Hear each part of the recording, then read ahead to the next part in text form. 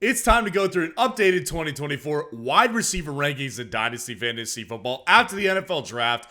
So first, this is a new channel exclusively for Dynasty. So please go down there and drop a like on this video and subscribe to the channel to show your support if you get value for this video today. So in the first tier, we've got our core guys right here that are elite in any Dynasty team. If you're rebuilding, if you're in win now mode, you want one of these three guys here, if not all of them, which is extremely unlikely. Justin Jefferson, Ja'Marr Chase, CeeDee Lamb. Now, they're all 18 to 20 fantasy points per game type of guys. Ja'Marr Chase is the only one who hasn't officially done that at the NFL level yet, but he's got the strongest quarterback of the bunch, so that keeps him in this same tier here. Now, I rank these guys, Justin Jefferson, Ja'Marr Chase, CeeDee Lamb. They're in the same tier here because you can rank them however you want. I can understand the argument that CeeDee Lamb should be number one for all I care.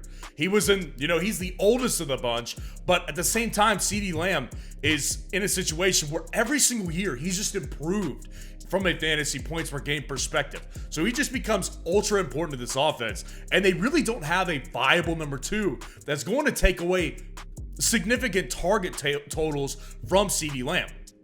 Whereas you look at Justin Jefferson, the quarterback is a question now with J.J. McCarthy. And with Ja'Marr Chase, the question is, can him and Joe Burrow stay healthy collectively? Because they haven't done that for a full season since his rookie year. So you can rank these guys wherever you want to. I have them 1, 2, and 3. Justin Jefferson, Ja'Marr, CeeDee Lamb. They're in the same tier for a reason here. At number 4 and 5, we've got Amon-Ra St. Brown and Marvin Harrison Jr. So Amon-Ra St. Brown is just in a perfect situation with Detroit. He is the clear number one wide receiver. He's young, and there's really, again, no viable number two that's going to take targets away from him in a significant fashion. Look, Jameson Williams is getting better, I think. He's in a great offense himself, but Jameson Williams was never drafted to be a target-heavy guy. That guy was drafted to stretch the field at an elite level, and now that he's coming into his own, it's actually good for Amon-Ra St. Brown because it's going to leave Amon-Ra open for 10 targets per game over the middle of the field at the shallow level. This guy is not going to be, Amon-Ra St. Brown rarely gives you like 3 touchdown explosion games like those other guys that we named in tier 1 can do, but he's so consistent because his target share is always there because he can separate over the middle. So Amon-Ra St. Brown, same quarterback, same offensive coordinator, nothing is going to change here, and he's a fantastic dynasty asset at the age that he's at. And then Marvin Harrison Jr., I'm bought in.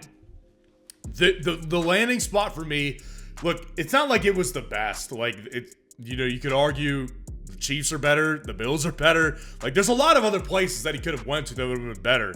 But as far as a top 5 to top 10 team picking in the draft, they were the best option for sure because they've got a good quarterback there. He's not great, but he's good. Kyler Murray will deliver the ball to Marvin Harrison Jr. on a consistent basis. And Marvin is the best wide receiver prospect that we have seen since Ja'Marr Chase. He's 21 years old, has a Hall of Fame father at the wide receiver position in his ear every day, telling him what to do and what not to do. I always say this, and I said this in my Dynasty Rookie Draft Guide this year. If you haven't gotten your copy, get it. That with players who are in football families, they usually find themselves higher in my rankings because they have a direct connection and a direct link to what to do to get opportunities in the NFL. Now, with a guy like Marvin Harrison, he doesn't really need his father's advice on getting opportunities because he was a top 5 pick. But what he does need is how to perfect his craft. And he gets that exactly from Marvin Harrison Sr. So I've got tons of confidence in Marvin Harrison Jr. as a top 5 dynasty wide receiver already. Puka Nacua at 6 and A.J. Brown at 7. So Puka Nacua is, again, just young, and we saw him dominate immediately with the Los Angeles Rams. And the one thing I worry about is the Matt Stafford implosion that's coming. Like, Matt Stafford is not going to be their quarterback for the next 3 years. I would bet that they move off of him in the next 2. That's just my guess. Look, since the elbow injury at the end of 2021, the Rams have reportedly wanted to move off of him. So he's asking for more guaranteed money. They're not capitulating to that. He's not going to be their quarterback here soon. And that does leave me wondering, like, what's the future for Puka Nacua, which will probably be in his rookie contract. Puka Nacua is still so strong though. Like with Matt Stafford, as long as he's there, he's going to continue to provide elite fantasy production because there's no question at this point who the wide receiver 1 is in Los Angeles. And then AJ Brown, I wanted to kind of rank him lower as the offseason was continuing to go. But then literally right before the first pick was announced at the draft this year, news dropped that he signed an extension. So it's like, it's hard for me to really knock him down because he just signed an extension with the team that fits his playing style well, and the quarterback he's got a great connection with. So AJ Brown theoretically just can't move down much because he still has the massive propensity for big games, and he's the clear wide receiver 1 there, even though Devonta Smith is also a good option as well, and we'll get to him in a little bit. Garrett Wilson at 8 and Tyreek Hill at 9. So with Garrett Wilson, look, he's been around this area like all offseason. He's kind of fluctuated between like 6 and 10. I like him here at 8 because I would not pick him over AJ Brown because there's no quarterback stability with Garrett Wilson.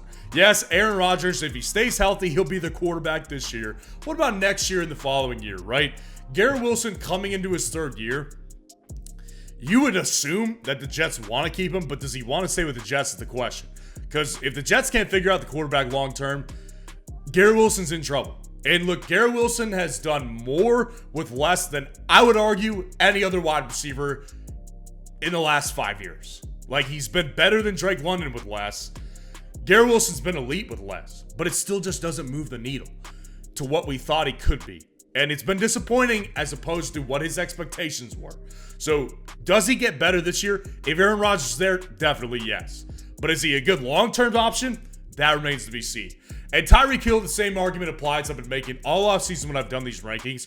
Tyreek Hill, I'd rather have elite production from him than going with guys behind him like Chris Olave, like Brandon Aiyuk, like Michael Pittman Jr., like Drake London, where it's like we have maybe the idea that we could get similar production at some point, but there's no guarantees, and it's unlikely that we ever get that level of production from them. As opposed to Tyreek Hill, it's like me, probably only 2 more years of that. He's publicly said he wants to retire soon. But Tyreek Hill, I'd rather take the promise that he's going to continue to provide 20 fantasy points per game for the next 2 years, as opposed to hoping and banking on the idea that it could happen for those guys I'd named behind him. At number 10 is Nico Collins, and 11 is Malik Nabers. So with Nico Collins here, I still find the most value him as the Houston Texans wide receiver. Like when you add in Stephon Diggs, when you add in Tank Dell, I still find the most value in Nico Collins. He had the big, massive breakout last year, developed his chemistry with Houston and with CJ Stroud, and built a lot of trust between the two of them as well. So Nico Collins is going to come in and provide massive big plays, and he's also very, very young. Like him and Tank Dell, ironically, they're basically the same age. So it's not like Tank Dell has the edge on age with him. Yeah, he got drafted just last year, but Tank Dell came in old. So Nico Collins has the most age. He's got durability because of his size. And he's obviously going to be around longer in the NFL than Stephon Diggs. So Nico Collins, I find a lot of value in him still. And with Malik Nabers, look, I get the arguments. Like I did a video just last week breaking down who has more upside between Rome Odunze and Malik Nabers. And with Malik Nabers, look, I get the argument. Like Malik Nabers is in a situation that sucks. He has Daniel Jones as his quarterback.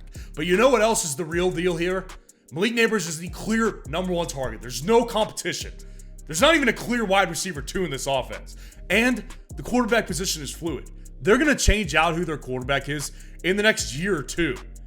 They already tried to do it with Drake May in this draft. So the reality is that Malik Nabers won't be catching passes from Daniel Jones for longer than 2 years at most, and he's an elite talent. Chris Olave at 12 and Brandon Aiyuk at 13. So with Chris Olave here, I just think that we're kind of getting what I was expecting from him, which is that he's a really good player and a good dynasty wide receiver, but he's not going to give elite production. Like, he's just not that guy. He's not, I don't think he's Garrett Wilson level even. Like, if you took Garrett Wilson's situation and put him in New Orleans, I think he'd probably provide 13, 14 fantasy points per game. With Chris Olave, I think we'll continue to see like 11 to 12 fantasy points per game because they made no change at quarterback. Their offense is exactly the same. And yeah, of course, he's still the wide receiver 1.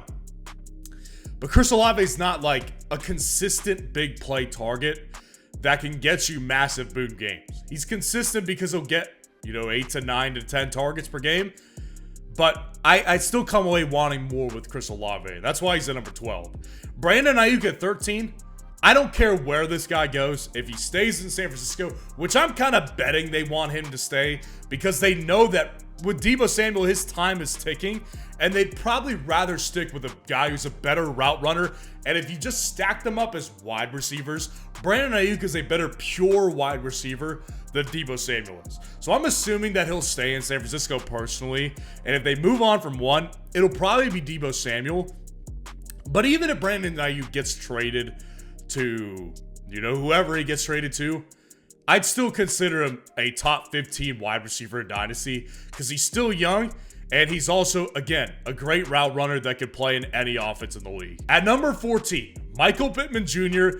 and Rome Odunze at 15. So with Michael Pittman Jr., the reason I like him better than Rome is because of the target competition as of the time of this filming. So with Michael Pittman Jr., again, no real clear wide receiver 2. Like, they drafted Adonai Mitchell. They drafted Josh Downs last year. So, they're 2 and 3s, like, they're set. But I don't know who gets more volume. But I do know who's going to get the most volume. It's Michael Pittman Jr.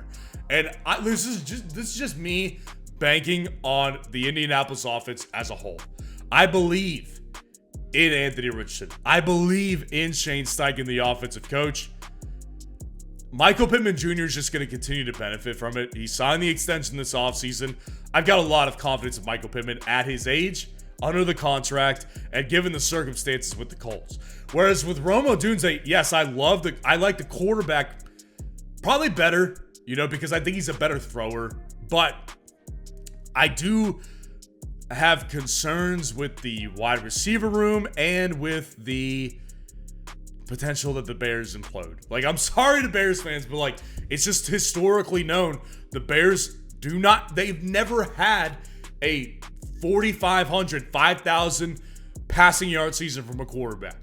They just don't have many good throwers in the history of their franchise. So the chances that they could screw it up, history would say pretty high. And I like Rome Odunze, the prospect, a lot, but there is something to getting off to a slow start if you're down the rankings in targets. So I do worry about that a little bit with Rome. I love Rome, but I do worry about that a little bit, which is why I prefer guys like Pittman and Brandon Aiyuk over him. Drake London at 16 and Devonta Smith at 17. I've heard it all offseason with Drake London. I undervalue him apparently, and I think people overvalue him. Drake London, I actually like it better now that they drafted Michael Penix because it's like at least they have a succession plan with top 10 draft capital if Kirk Cousins doesn't work out. So I actually like Drake London a little bit better, but the reality is, guys, like with the argument I made with Garrett Wilson has done more with less. Drake London has not done that. Drake London hasn't got a 1,000-yard receiving season.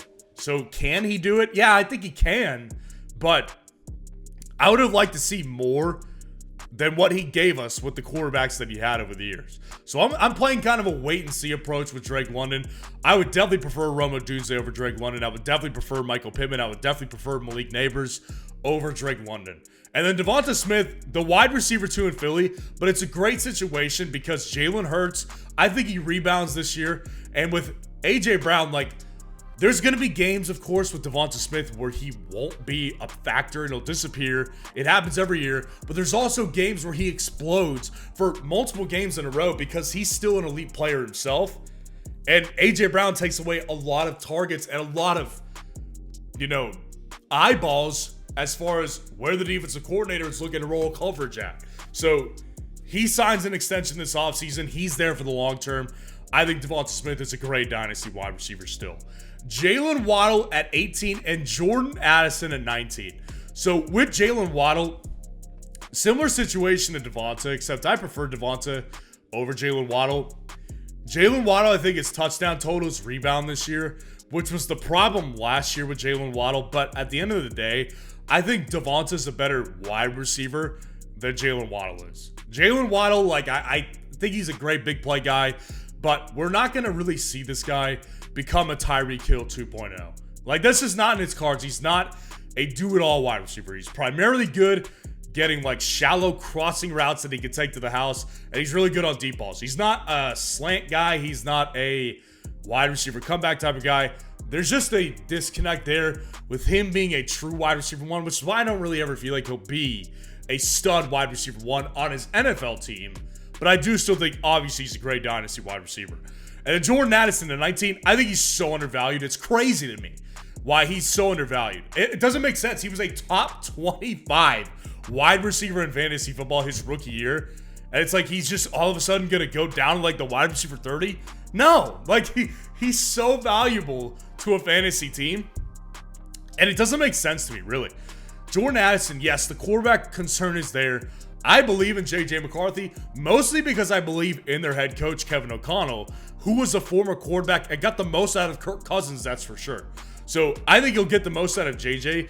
And if there's stability there, Jordan Addison has already displayed big playability and displayed that he's a great wide receiver too in not only the NFL, but in Dynasty Fantasy Football. DJ Moore at 20 and Zay Flowers at 21. Now, with DJ Moore, obviously, there's the muddiness of Rome Odunze there, and obviously they have Keenan Allen there as well. I think there's reason for concern on this one, but what I will say is with DJ Moore, he's always been a really good fantasy player. He went from really good to elite last year with the Chicago Bears. Top 10 wide receiver in fantasy last year, and that was with Justin Fields, and not just him, some other garbage too. So DJ Moore proved himself in the Bears building. You know, he's in his mid-20s, prime of his career right now. So it's like, how much longer does that last? And that's why he's lower than Rome on the list. But I can't see them moving off of DJ Moore because of the success they had anytime soon with the Chicago Bears. So I think they'll probably sign an extension with him. And Keenan Allen's going to be the one to walk. So DJ Moore, if Caleb Williams hits, even if he's the wide receiver too, DJ Moore is still a great player in Dynasty. And then Zay Flowers here, theoretically should be higher on the list because he gets a lot of targets. He does a lot for the Ravens offense, but it's the same with Lamar Jackson.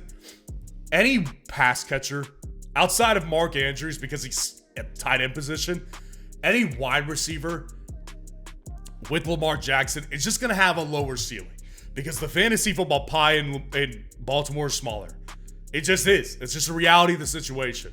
I did a video comparing Zay and Jackson Smith-Njigba, who's number 22, just a couple months back, and I said, look at the difference in passing volume between the Ravens and the Seahawks. It's about 100 pass difference per year. The pie is just bigger everywhere else than Baltimore. So yes, Zay Flowers is a good dynasty option, but there is better options for sure. And like I said, Jackson Smith-Njigba at 22 and T. Higgins at 23. Jackson Smith-Njigba goes down for me, and I continue to get a little bit deflated on him personally. I love the prospect. That's going to keep him inside the top 24, top 25 guys. But I hate the quarterback situation with Geno Smith. They've made no moves to get aggressive with the quarterback.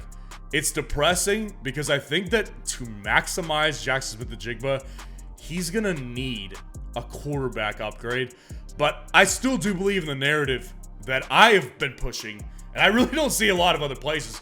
I think he will be the wide receiver one. Whether it's this year or next year, I think he will be.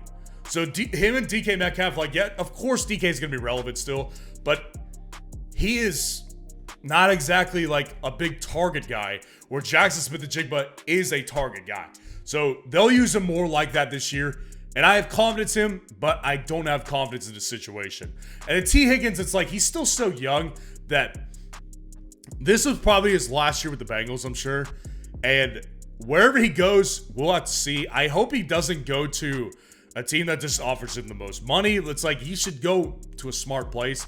But the reality is, like, we'd never see an elite from T. Higgins. We've seen elite games, but not elite production on a season-long basis here. So with T. Higgins, like, you just can't trust him until you actually see it happen. I believe he's good, which is why he's inside the top 24, but I do see issues here because he's just never put it all together. And then Jaden Reed at 24, rounding it out. Jayden Reed, I think, is the guy you want in Green Bay. And let me be clear, you want someone from Green Bay's offense and with their pass catchers. I think Dontavian Wicks is a good value for where you get him in drafts. I think that Romeo Doubs is a good value for where you get him in drafts. I think Christian Watson, the value drops for him, and people are starting to catch on. The guy can't stay healthy, and he's not a consistent target for them. He drops a lot of balls.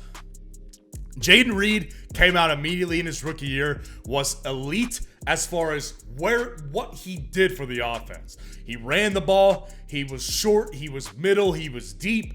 This guy is a playmaking athlete for this offense here. So Jayden Reed's the guy you want in this offense right here. Came right out, did it right away, established chemistry with Jordan Love. I think it only continues to grow. So let me know what you think of the rankings in the comments below and what questions you got about other guys that were not on the list today.